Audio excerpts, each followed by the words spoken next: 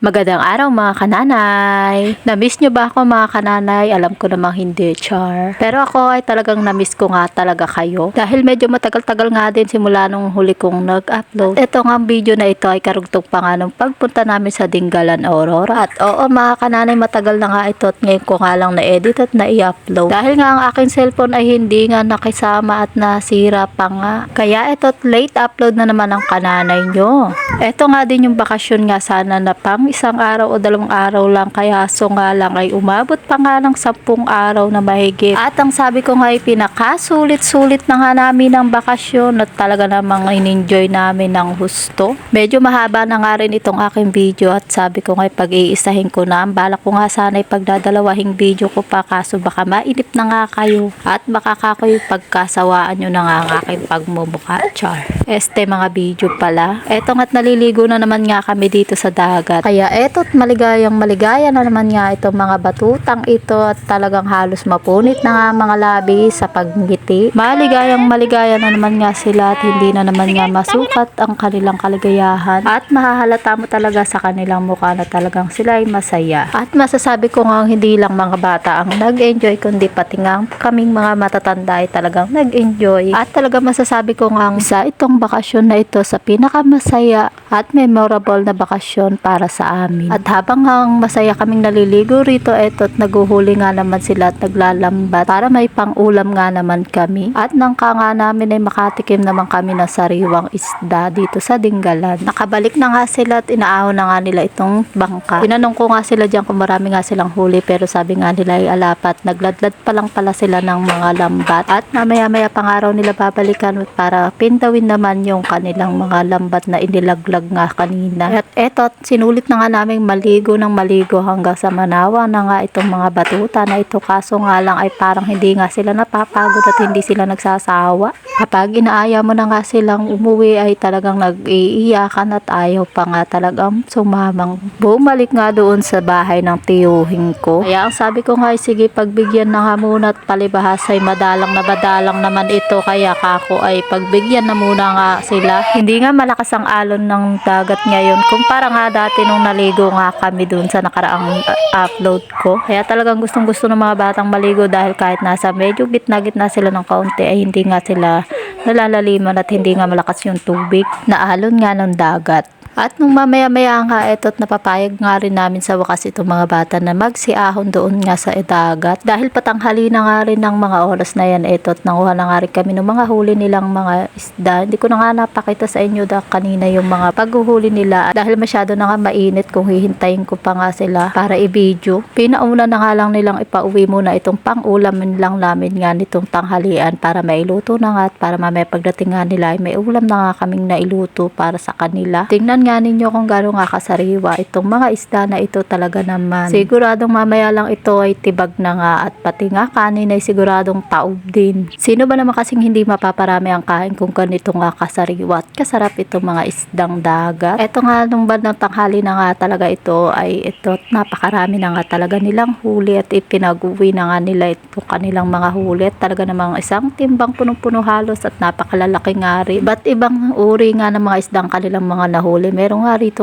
parang malapad, tapos ayan yung malaki, tapos itong parang tilangka nga. Tsak na solve na naman kami nito. Napagkasunduan nga rin namin na ipauwi muna dito sa amin sa Gabaldon itong mga kanilang ang unang huli ng isda dahil mamaya nga araw ay maghuhuli pa ulit sila. At ito pa nga ang pinaka-espesyal na nahuli nila, itong mga sugpo na naglalakihan. Ay nako, kapag itong binili mo talaga namang napakamamahal nito kung ito'y bibilin. Pero ito at nakalibre nga na naman kami ng pang-ulam namin. At hindi nga lang yun, makakatikim pa nga kami na medyo masarap-sarap na ulam ngayon. At hindi nga lang din yun at makakalibre pa kami ngayong araw nga na ito. Tag-isda ang araw dito ngayon kaya napakarami nga nahuhuli ng mga mangingisda ngayon dito sa Dingalan. Tap din ngayon kaya naman napakababa nga ng alon at talagang saganang-sagana sila ngayon sa isda. At dahil nga first time ko nga makakita ng ganito karaming isda na nahuhuli, kaya naman tuwang-tuwa rin talaga ako. At ito nga hindi naman masyadong halata, kaya ito pabalik-balik ko nga hinahawakan itong mga isdang nahuli nila, dahil nga tuwang-tuwa talaga ako dahil napakarami nga nilang huli. Lalo na nga itong mga sugpo ay tuwang-tuwa talaga ako. At na makakain nga kami ng tanghalian ay ito, ibinuhos ko na nga lahat yung mga nahuli nga nilang isda para malinis na at may pauwi na nga doon sa amin sa Gabaldon. Tiyak nga na matutuwa sila nanay at tatay niyan dahil nga napakaraming ang isdang maiuwi sa kanila. Talaga namang madalang ito sa amin sa Gabaldon. Nakapagbigay nga rin sila sa mga kapitbahay at mga kamag-anak. Dahil sa dami naman nga nito ay hindi nga mauubos nila nanay at tatay ito.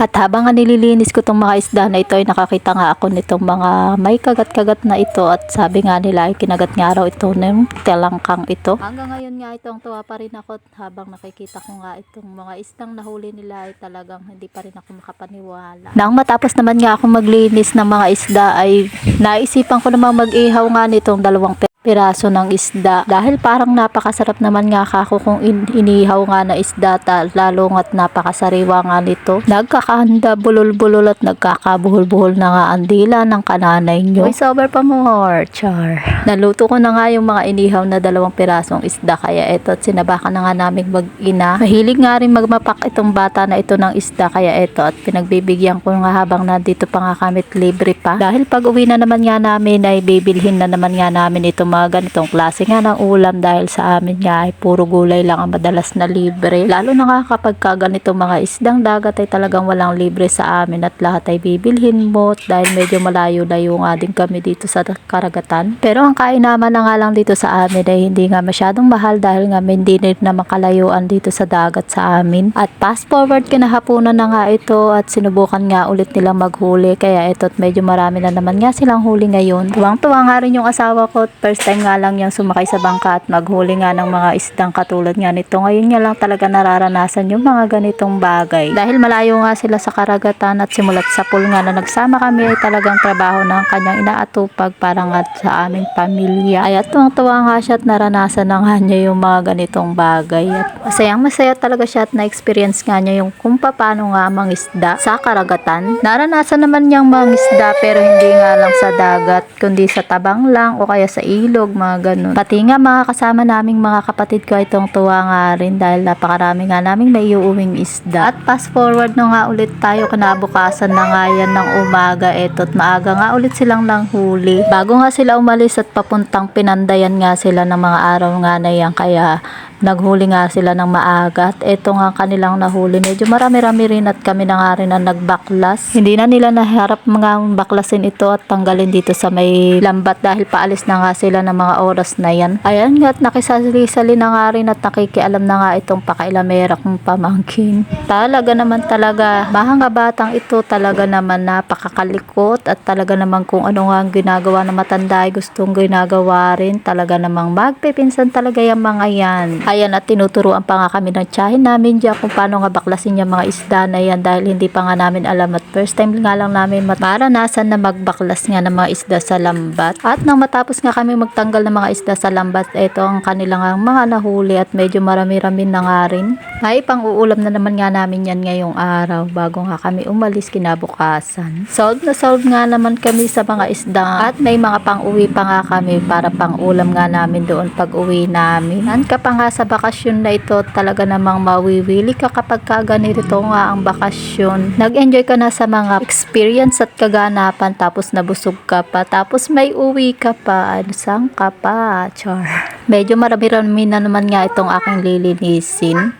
Fast forward ulit tayo mga kananay. Ayan at hindi na nga tayo natapos sa kapa. Fast forward. Haganapan na naman nga namin ito nung kinabukasan bago nga kami umuwi. Eto at nag-uwi nga sila Tiyo at ang mga asawa namin. Ditong mga crabs na malalaki. Ewan ko ba kung ano nga tawag dyan. Parang mga talangkang malalaki nga. Tapos napakalalaki nga rin ng mga sipit niyan. Galing nga raw yan doon sa pinagpandayan at tagaroon nga raw yun na pangasawa ng isa kong pinsan at napalibot nga sila ron at ayan ang mga kanilang mga uwi. Huli nga daw nila yan nung nagdaang gabi at yan nga at pinakulaan na nila doon para hindi masira sa biyahe sa bangka. Akala ko nga iluluto pa nga nila ulit yan at gagataan o ano pang luto, pero sabi nga nila iluto na nga yan at may lasa na dahil Kaya hindi na nga raw nila ulit iluluto. May mga uwi nga rin sila nitong mga parang susungan na maliliit.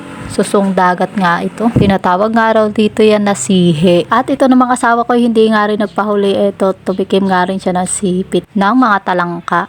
At ito na nga, tapos na nga ang mahabang bakasyon. Ito't pauwi na nga kami. At ito na nga, makikita mong view habang nasa daan ka nga. Tunay na napakaganda at napakapayapa sa pakiramdam kapag nakakatanaw ka nga ng mga ganitong tanawin. At hanggang dito na lang muna mga kananay. At kung nagustuhan nyo nga itong aking video at para pa nga sa mga iba pang aking mga content, ay huwag nyo kakalimutan mag-like at subscribe. I-follow nyo na rin ako sa aking Facebook page na Buhay Nanay. Kung hindi nga kalabasan mga kananay, naway paki-share na rin itong aking video. Yun lang. Salamat at naway pagpalain tayo ng ating Panginoon. Salamat sa inyong panonood. At bago nga tuluyang matapos itong aking video, ay mag-iiwan nga ako ng isang kasabihan na kapag natapos ang isang mahabang bakasyon ay naniniwala akong may naghihintay sa iyong isang katerbang labahan. And I thank you, Char.